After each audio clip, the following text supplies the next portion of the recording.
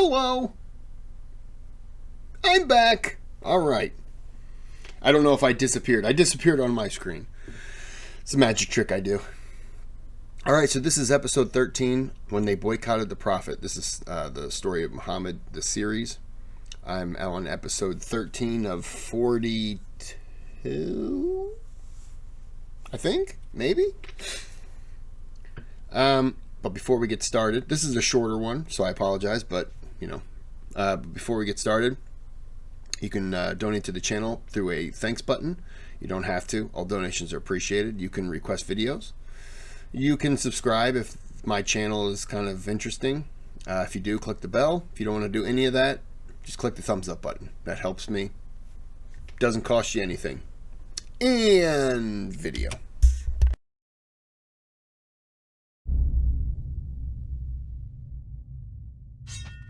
Two things that happen now that is just astounding. Number one, the bulk of the Muslims have fled to a foreign land. Number two, two of the most promising men of their town have converted. And so this caused them to really come together and think about what they would do. And it is said that in the 7th year of the da'wah, all of the Qurashi tribes came together and discussed what needed to be done until they agreed we need to kill Muhammad. That's the only thing on their mind is to kill.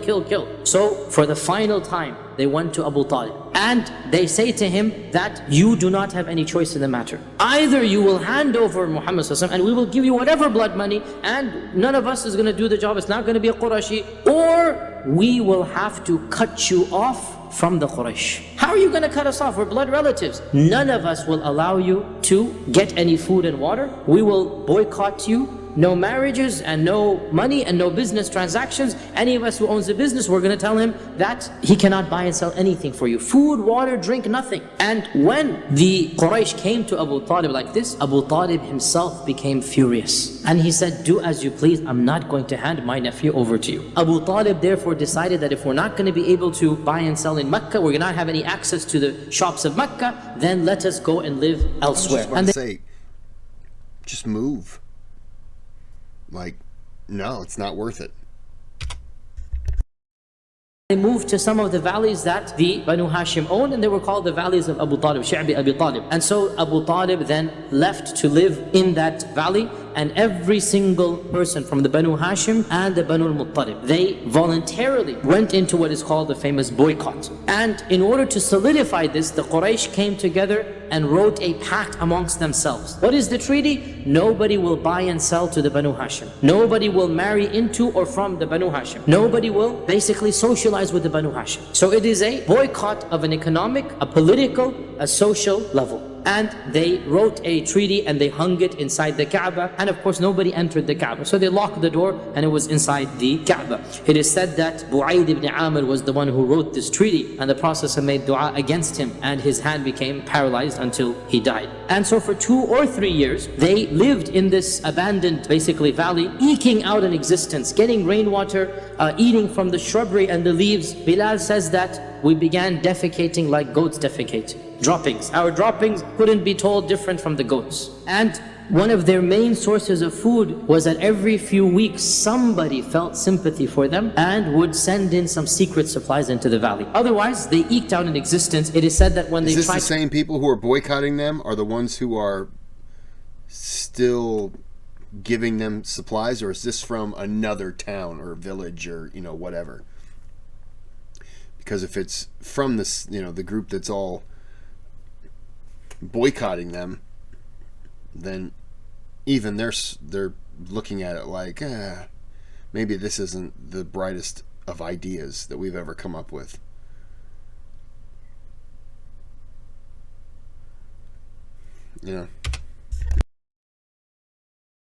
To go to the city even when foreigners came, because foreigners are not under the boycott. During Hajj season, they're coming with supplies. Sometimes they try to sneak in some food, sometimes they were successful. Other times, if they were caught or the people saw them, Abu Jahl would come and say, do not sell to these people, I will pay you double whatever they're offering you. Even during these 2-3 years, the Prophet ﷺ continued to give da'wah during the Hajj season. He would go out of the valley and he would meet with the tribes during the Hajj season and continue to try to find converts to the faith. When did and how did the boycott stop? As we said, the boycott probably lasted 2 or 3 years, and a number of incidents happened that brought about its conclusion. The first of these is that the Prophet ﷺ made a dua against them and said, "Oh Allah, send upon them a famine like the famine of Yusuf." That bad. And so the famine became so bad for the people of Mecca that they were forced to eat carcasses and to chew on dead animal skin. They had nothing else left after that time, and they realized this was because of the dua of the Prophet ﷺ, and they sent some messengers to try to bring about some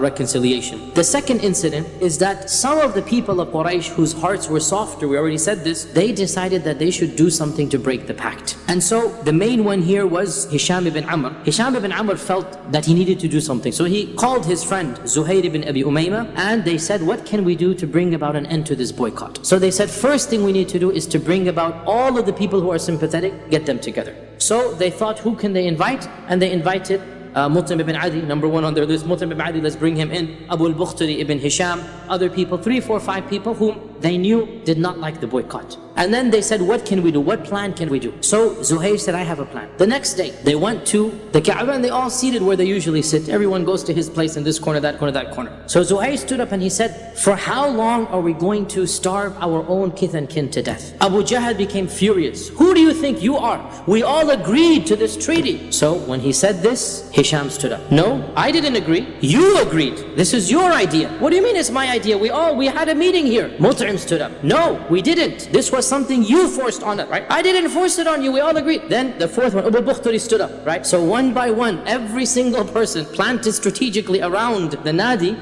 is basically publicly challenging Abu Jahl. And so Abu Jahl... That's pretty impressive.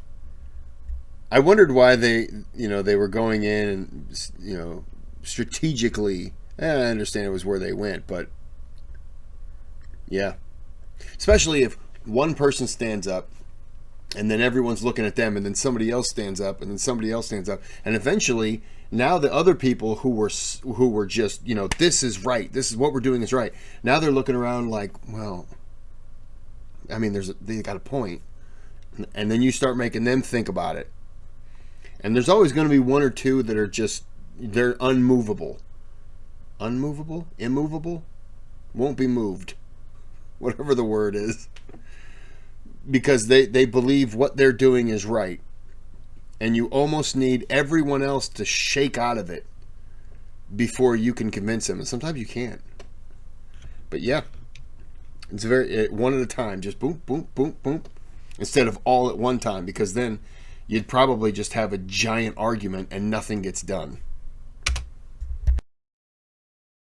Realize something is wrong. People are just standing up one after the other. And he said, Wallahi, this is a plan that all of you have hatched. But of course they didn't confess to this, and it seemed as if the public support had now shifted away. And then the final thing happened that of course completely turned the tide. One day the Prophet ﷺ went to Abu Talib in the Sha'b, in the valley, and he said that, oh my uncle, Allah has informed me that the treaty that they wrote has been eaten up by termites or ants, except for the phrase Bismik Allahum, just in the name of Allah. The whole treaty had... Now the Kaaba is locked up, nobody goes in. Of course it is in a sealed pouch, they have a parchment, they seal it up, it's in a cloth and everything. Abu Talib said, your Lord has told you this? He said, yes, he has told me this. Abu Talib said, I will stake my whole case on this. He said, yes, stake it on this. So Abu Talib then, for the first time since the enactment of the treaty, marched back with the group of basically non-Muslims of the Banu Hashim, and he said, oh my people, let's forget about everything, let's just bring out this treaty and let's see if we can reach a negotiation and deal. So they became happy that maybe you're going to agree to hand over the Prophet. So they took out the treaty from it's still in the capsule or still in the cloth, right? And they put it here. Now, Abu Talib said, my nephew has informed me that his Lord has told him that the treaty is no longer in existence. Everything has been eaten except Bismik Allahum. So my challenge to you is, Abu Talib stakes it all on his iman in the Prophet telling the truth. My challenge to you is, if that is the case, then let us be and we'll return to Mecca. And we'll ignore the whole incident basically. And if it's not, then I'll hand over him to you instantaneously. Do with him as you please. So they said, well, of course. I mean, it seems obvious to them. Why would that possibly harm them? And so they opened up the bag, they opened up the cloth, and lo and behold, there was no treaty except for the phrase Bismik Allahum. And they were furiated. They said this is of the sihr or magic that he's done, but they couldn't do anything because the promise had been given, and therefore this allowed them to return back to Mecca, and this was what caused the treaty to be annulled. We learned that the Prophet ﷺ and the Sahaba, they returned back to Mecca probably around the 10th year of the da'wah, when the Prophet ﷺ was around 49 years old. They finally returned to Mecca around 2.5 to 3 years before the hijrah of the Prophet ﷺ. Interesting. Huh. So he knew it was all rotted, eaten away. And no one went in there. And he wasn't anywhere near there. Yeah. Huh. That was a good one. I like when things turn out like that. Make a bunch of people look stupid. Because what are they? I mean, they say, "Oh, it's magic," and after a while, you're just kind of like, "Okay, we've already been down the it's magic road, and it's not. It's got to be something else. Whatever you think it is, let's look at what he's saying, and maybe we should just start listening to what he's saying instead of just like, no, la la la la la la la la. Like, just let's do a little bit of listening. Let's just see what happens." That's pretty good. I can listen to Dr. Yasir, though. I could listen to him talk about anything. He could talk about cleaning out, taking a toilet off and then sticking his hand into a sewer pipe and just cleaning out turds, and I would just be like this. I'd just be riveted because I'm just like, ugh. Ooh. I just like listening to him. He's very entertaining. Okay, so we're going to end this here. And I hope you enjoyed the video. I did. And until next time, have a good day, have a good night.